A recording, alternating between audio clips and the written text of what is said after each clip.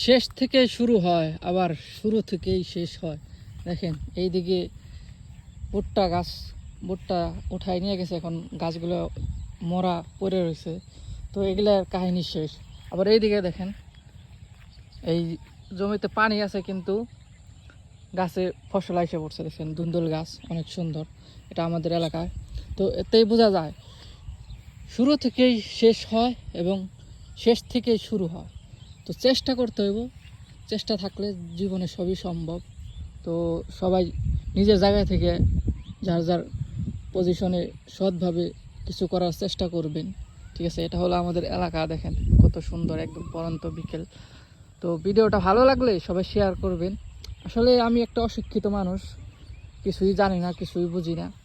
আসলে কী আর বলুন, প্রবাস ফেরত মানুষ তো, এই টুকটাক ভিডিও বানাই। যদি আপনারা সাপোর্ট করেন তাহলে আমি সামনে এগোতে পারবো। তো আমার ভিডিও যদি ভালো লাগে সবাই শেয়ার করে দেবেন, ঠিক আছে?